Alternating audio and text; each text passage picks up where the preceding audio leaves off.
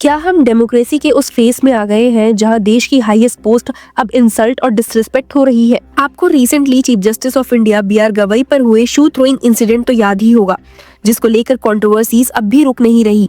यहाँ तक कि अटॉर्नी जनरल ऑफ इंडिया ने भी लॉयर राकेश किशोर पर कंटेम्प्ट एक्शन इनिशिएट करने के लिए अपना कंसेंट दे दिया है। लेकिन इसी के साथ एक मामला वो भी था जब देश के प्राइम मिनिस्टर नरेंद्र मोदी और उनकी डिसीज्ड मां हीराबेन मोदी का एक एआई जनरेटेड वीडियो वायरल हुआ। ये वीडियो जो बिहार कांग्रेस ने 10 सितंबर को अपने एक्स हैंडल पर पोस्ट किया था, दिखाता है कि एक AI version of PM Modi जो सपने में अपनी मां हीराबेन मोदी से डांट खा रहे हैं। क्लिप में उनकी मां कहते हुए दिखती है that first you forced me to stand in long queues during demonetization and made a reel of washing my feet. Now you are doing politics in Bihar in my name. How low will you stoop? और फिर prime minister Narendra Modi नींद से झट से उठ जाते हैं। जैसे ही ये वीडियो सोशल मीडिया पर रिसरफेस हुआ तो दो हिस्सों में देश बट गया। कुछ ने इसे प्राइम मिनिस्टर मोदी और उनकी मां की इंसल्ट और डिसरिस्पेक्ट कहा, तो कुछ ने कहा दिस इज द रियलिटी। हालांकि इससे पहले कि ये डिसाइड हो पाता कि क्या सही है और क्या गलत, क्या पटना हाई कोर्ट ने अब मेटा प्लेटफॉर्म पर कंटेम्प्ट एक्शन इसी केस में इशू कर दिया है। दर्शकों, ये कंट्रोवर्सी तब और ज्यादा बढ़ गई थी जब दिल्ली पुलिस को भी इसमें देखा गया। बीजेपी दिल्ली इलेक्शन सेल के कन्वीनर संकेत गुप्ता ने नॉर्थ एवेन्यू पुलिस स्टेशन में कंप्लेंट डाल दी थी, जिसमें उन्होंने लिखा the video malign the prime minister's image grossly violating law, morality and women's dignity. FIR उन्होंने उनके खिलाफ रजिस्टर करवाई जिन्होंने ये वीडियो बनाया और सर्कुलेट किया। चार्जेस लगे section 336 forgery, section 342 forge document और electronic record and using it as genuine, section 352 intentional insult with intent to provoke breach of peace, section 356(2) defamation, section 61(2) criminal conspiracy के तहत नए भारतीय न्याय संहिता के। पर अब पटना हाईकोर्ट ने भी इस कंट्रोवर्सी में एक और डिजिटल धमाका कर दिया है। 15 अक्टूबर को पटना हाईकोर्ट में हियरिंग का माहौल काफी गर्म था। बेंच थी chief justice PV Vajanthri and justice Alok Kumar Sinha की, और कोर्टरूम में हंगामा था डिजिटल संस्कार पर। एक तरफ था मेटा प्लेटफॉर्म इनकॉर्पोरेशन, फेसबुक और इंस्टाग्राम का पेरेंट कंपनी, जिसे कोर्ट ने पहले भी कहा था कि एआई जनरेटेड फेक वीडियो हटाओ वरना कंसिक्वेंसेस भुगतो। दूसरी तरफ था पिटिशनर, जिन्होंने बिहार कांग्रेस के ऑफिशियल हैंडल्स पर पोस्ट हुआ वो वीडियो डिसगस्टिंग, डिसग्रेसफुल, डिसटेस्टफुल एंड डिसऑनरिंग बताया था। मेटा की तरफ से वीडियो कॉन्फ्रेंस के जरिए सीनियर एडवोकेट मुकुल रोहतगी आए और उन्होंने कोर्ट को एश्योरेंस दिया that once the URL is furnished to the 6th respondent, it will be removed within 48 hours. Bench ने ये एश्योरेंस रिकॉर्ड पर लिया, पर वार्निंग क्लियर थी कि कंप्लायंस नहीं हुआ तो कंटेम्प्ट श्योर होगा। पटना हाईकोर्ट ने मेटा को सीधा वार्निंग देते हुए कहा है कि अगर प्राइम मिनिस्टर नरेंद्र मोदी और उनकी मां हीराबेन मोदी वाला एआई जनरेटेड वीडियो तुरंत नहीं हटाया गया तो सुओ मोटो कंटेम्प्ट प्रोसीडिंग शुरू कर दी जाएगी। मतलब अब सिर्फ रियल कोर्टरूम्स नहीं, वर्चुअल दुनिया भी कोड ऑफ कंडक्ट के रडार में आ गई है। ये सीन जितना क्रिएटिव था उतना ही कंट्रोवर्शियल भी। बीजेपी ने इसे शेमफुल एंड डिप्रेव्ड पॉलिटिक्स कहा था।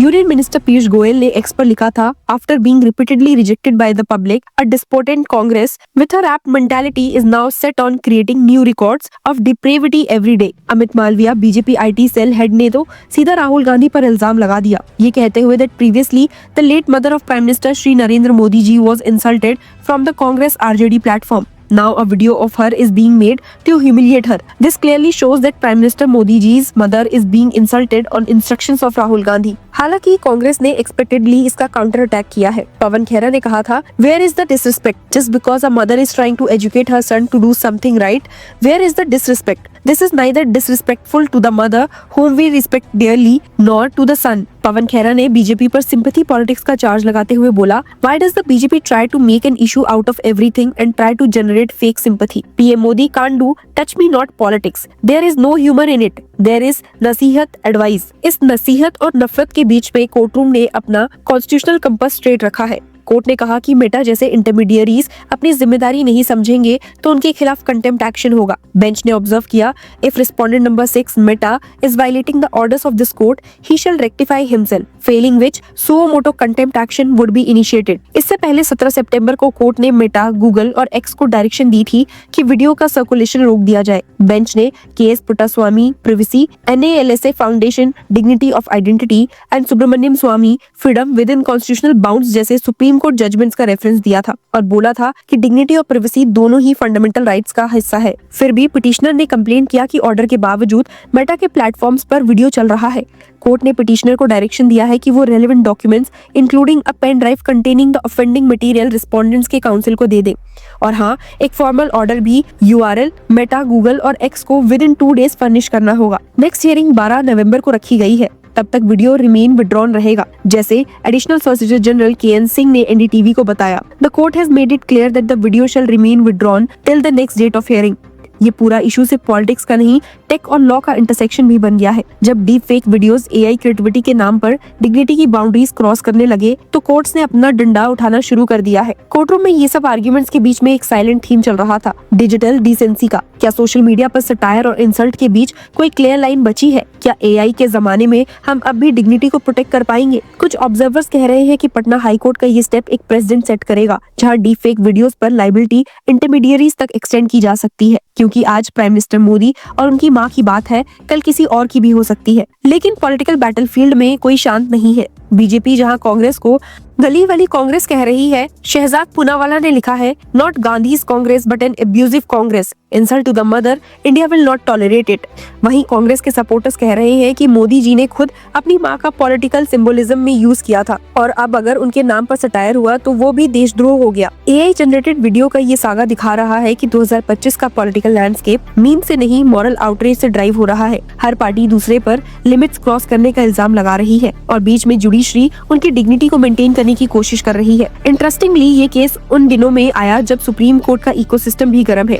सीजीआई पर शू थ्रोइंग कंट्रोवर्सी, बार एसोसिएशंस के बॉयकॉट कॉल और बेंच के डेकोरम पर सवाल उठ रहे हैं। मतलब एक तरफ जुडिशरी अपनी डिग्निटी प्रोटेक्ट कर रही है तो दूसरी तरफ पॉलिटिकल सटायर डिग्निटी को रीडिफाइन कर रहा है। डीफेक टेक्नोलॉजी ने पॉलिटिक्स का मिरर डिस्टॉर्ट कर दिया है। हीराबेन मोदी जो दिसंबर 2022 में 99 ईयर्स की उम्र में गुजर गई थी, उनका एआई अवतार अब पॉलिटिकल मीम्स का पार्ट बन गया है।